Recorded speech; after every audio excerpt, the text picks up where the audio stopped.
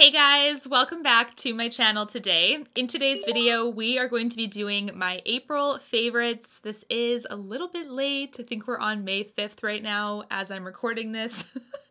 Totally forgot to film this, so we are doing this now. I'm so sorry for the delay. I just picked out my Wayne Goss lip collection order and placed it with Beautylish, so that's super exciting. In my Will I Buy It video, I talk about the shades I'm contemplating over, and I did pick one lipstick, one lip liner, and one gloss. So stay tuned for my thoughts on those when they arrive. And without further ado, let's get on to my April favorites. All right, so I put all of the favorites in my Ali Glines makeup bag. I don't think Ali has restocked these yet, but when I do find out that she did, I will let you guys know because these are so cute. I love them for travel and they're very much my aesthetic with like the blue-gray kind of color, so I love that. The rose gold detailing is a little extra and I love that too. So the first thing that's in here is actually my Pat McGrath palette. I am someone that is not always drawn to her eyeshadow palettes. I think they're very expensive and it's something that I think you need to be really all in with in order to splurge on that kind of price point. There's a lot of people that love every single palette from her and collect them, and that's awesome, but that's never been me. I've always just wanted something that is truly special from her for that price point and something I could see myself wearing a lot. So this is the palette that I ended up picking up quite a while ago now, but I revisited it a lot in April because I really wanted some of those like spring rosy vibes. So this is Pat McGrath Divine Rose. This is, I think, going to be coming to Sephora if it hasn't already. I did see it on Sephora coming soon, and I think it was sold out during the VIB sale, but who knows if that was kind of on purpose. I don't know. It is a really expensive palette, so if you guys were able to get it during the sale, you have to let me know because I never saw it available, at least at Sephora Canada, so let me know if you've seen it, but this is really exciting that it's at Sephora now because it gives you guys some increased accessibility to get it. This palette really is like just my style, which is kind of soft glam, everyday looks. I love the rosy component to this palette. I think that this one is truly worth the investment in her brand. I don't say that too much. You guys know that. I'm very picky with her palettes. This is one that I think is very much like absolutely worth purchasing. Definitely my favorite color story from her. We do have the mattes and her special formulas in here. So this is by far my favorite palette from her and I highly recommend it. Next, I want to talk about a skincare product. This is also a very affordable product. It is available at Beautylish, and it is the brand Good Molecules. Now, the reason why I love this product, not because of its affordable price tag, I think that's actually just the cherry on top, to be honest with you, but this whole brand is perfect because it is truly fragrance-free, which I really like. Right now, I am testing out their pineapple exfoliating powder, which does have a lot of really nice active ingredients, like the papain, which is from the papaya, and they also have pineapple in it.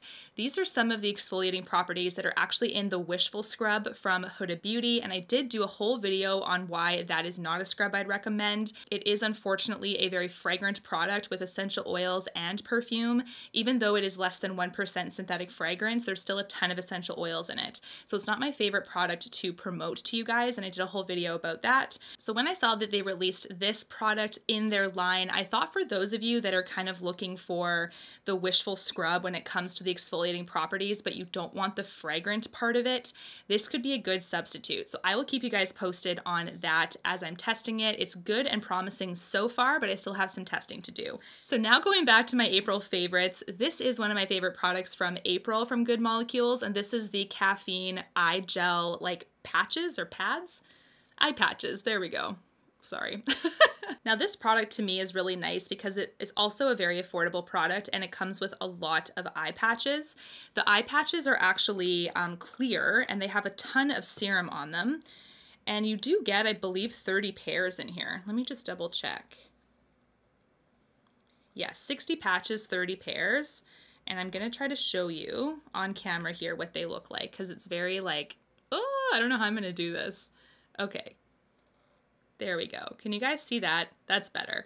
So that is how they have them all laid out. They're all stacked on top of each other. It doesn't smell like anything, which I'm glad it doesn't because it shouldn't. There's no fragrance in this thing, so that's good. But this is something that I've put on each of my under eye area, and I actually do it either at night or in the morning. I've also put this in the fridge, and it's been really like rejuvenating for that area. I wouldn't say necessarily that it cancels out dark circles. That's not this type of product in my opinion. I think this does a lot of hydrating under the eyes, firming the skin under the eyes. That's definitely what I've seen for sure when it comes to using this, but when it comes to like color correcting and stuff, I don't believe this is the product for that. It's just for hydrating under the eye and really like boosting the hydration in that area. That area on your face is actually fairly thin when it comes to like, you know, the skin thickness under that area, just on top of your eyes as well. It's a very thin, delicate area. So I've been loving these for sure. Often eye patches also come with fragrance. So this is one that I've been absolutely loving because it doesn't have that. All right, I'm going to talk about another skincare product that is from one of my favorite lines, which is Clinical. This is a medical grade product. You can get this at the derm store, the skin store, and I personally get it at my local spa, which is currently closed right now. But this is the Hydra Intensive Cooling Mask from Clinical. This is another product that I actually put in the fridge for that really nice, refreshing feel to the skin. This hydrates the skin. It gives you a subtle radiance to the skin. I absolutely love this product because you don't need a lot for the result to really kick in. It's a clear mask as well. So I'm going to also try to show you it without wasting any, because this baby is not cheap, guys. Ah, oh my gosh. Ah, oh my gosh. The lid dropped on my pants.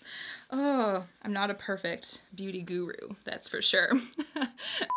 So here is the mask. So you can see it has a little bit of like a soft yellow greeny kind of color. Definitely smells like green tea and aloe vera, which is basically two of the main ingredients in this mask. So that's awesome, but this is a really, really nice one. You can apply this guy with a brush, or you can actually just wash your hands and stick your finger in, but just make sure that your hands are nice and clean because you don't want tons of bacteria harboring in the container here. But this is a really, really nice one. A little goes a long way, and that's one thing that I found when I'm applying masks now moving forward. I used to really slather on a mask on my skin, and I thought to myself, oh, that's just because then it'll penetrate more, and it really doesn't, because skin only penetrates a certain amount of ingredient into the epidermal layer, just so you guys know. So if you like pile on and on and on, it doesn't really do anything. In fact, you're actually wasting product. So make sure that you're doing a effective layer, not too thin, but don't like cake it on. You don't have to do that. This is definitely a powerful, like, result heavy mask. I love this one, and that's why I'm recommending it this month, because I've been using it a ton. Next, I have some very fast favorites from Glossier. So I was able to test out quite a few of them already. There's still some that I'm continuing to test because I want to really make sure I have all my thoughts kind of put together for them. But this is one that I loved almost instantly, and I've been using it consistently ever since.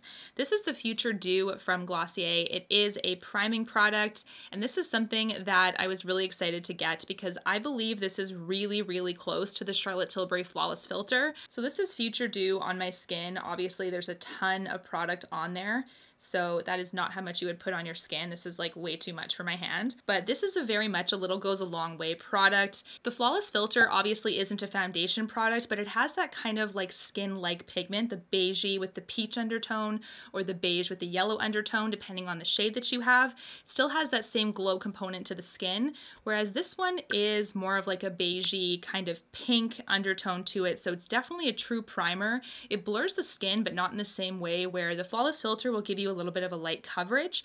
This one absolutely won't cover anything just because it doesn't have that kind of capability. So when you're using this, you would definitely need a base product over top of it, especially if you have pimples or like redness or acne scarring or hyperpigmentation to conceal.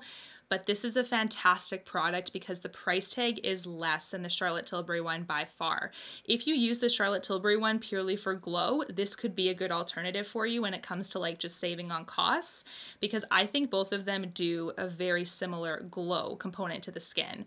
I also like the applicator of this one comparatively to the Flawless Filter. The Flawless Filter has a wand applicator, whereas this one is a pump. So the applicator is a little bit different comparatively as well, but I don't know, I think this is definitely giving the Flawless Filter a run for its money when it comes to the glow capacity. This has been a hit this month too. I've been really, really loving it. The last Glossier product that I was able to get my opinion on really fast after testing it for a couple of days, because this one is one that I've been using nonstop every night at this point. This is the Glossier Dotcom product. It's basically like a lip salve for your lips. You could use it for cuticles, you could use it for dry skin if you want. Because of the small tube of this guy, I actually wouldn't use it for elbows or anything because you're gonna run out of it so quick. I would actually just keep it for like lips and cuticles if you want, because otherwise you're gonna really run through the product. But this is a really nice product because it actually goes on the skin really beautifully. It has a very slight tint, and honestly, you don't need a ton either for it to last on your lips for quite some time. So I'm just going to show you, this is what it looks like on the hand there before you massage it into your lips. It has a very slight pale pink color, very much a nice soothing product on the lips. I did find as well that it really just seeped into the lips slowly over time. I didn't think it was one that like wiped away off your lips really fast either, so that was something I was really impressed with, and this is definitely something that I'm excited to continue to use. The last two products are actually not new to me, but they're definitely things that I've rediscovered over the last month because of just kind of going through my collection, trying to use some things up that I once loved a ton, and I still love them a ton, so I figured I would talk about them in this video. The first thing is the loose setting powder from Hourglass. This is the Veil Translucent Setting Powder. I've been diving into this one a little bit more as well because I'm trying to give my skin a little bit of a break. Because I'm a creator, I do wear makeup fairly frequently, but I'm also trying to reduce the amount of fragrant products on my skin. So skincare, of course, no fragrance in there anymore at this point. I'm just done with that. But with regards to luxury makeup and being in that category, it's very difficult to have fragrance-free makeup as well. There's very little products that don't have some kind of additional fragrance added, especially when you're looking at really high-end brands like Chanel, Guerlain, or La Mer. So because of that, I'm really glad I found this alternative to kind of break apart my using of some of my really nice, powders that have some fragrance in them. I want to kind of make sure that I'm also giving my skin a break. The way that this powder works is you don't need a ton on your skin. It actually sets very beautifully. I think it definitely has more of like a matte finish to the skin, but I do think that like this was gonna last you a ton. This is how the inside looks, where you have that H, it's like a golden kind of orb kind of on the inside there, and you do get a ton of product, which I really like. For those of you avoiding fragrance, this is a really good option, especially for those of you that even if you smell a strong perfume smell, you get like an instant headache. I used to have a colleague like that, and that was something that was really a big issue for her. So it's good to have these types of products in the mix that still deliver on quality and finish, but don't have the fragrance, especially if you're looking for that. My last favorite for the month of April is actually a lip gloss, and this is one that I think is really underrated. I rarely hear about this in people's favorites or people's recommendations and things like that. So this is something that I want to give some love to once again. This is from Artist Couture, and this is their lip gloss. The shade that I have is Shameless. This is a really nice gloss with a bit of a mint kind of smell to it. So for those of you that have said that mint isn't your favorite, this will be not for you. But for those of you that don't mind the mint, it's like mint chocolate almost. Really nice. I will show you kind of what it looks like on my hand here. It's more of like a brownie pinky nude and incredibly pigmented, very easy to just pop into your purse. I love this one. It's so nice. I've been keeping it in my purse as well. Obviously, I haven't been going anywhere, but it's been in my purse for when I do go into my car and go through the Starbucks drive-thru, because sometimes that's really all we can do to cheer ourselves up a little bit. Fantastic, easy to use gloss. The pigmentation is there. Not a lot of love is given to this product. I do think a ton of people need to discover this because this is one of the best glosses I've ever tried. The stickiness is basically minimal to zero. I think it's just an incredibly comfortable lip gloss. And for those of you that love gloss, this is definitely one to check out. All right, guys, what are your April favorites? I would love to know. Thank you so much for watching this video. Of course, I hope all of you guys are staying safe. And until my next one, take care. I'll talk to you soon. Bye, guys. You and me, everything that we've been through has made us strong. You won't believe we've had our gray, but somewhere there's a light inside of us. It shows the way.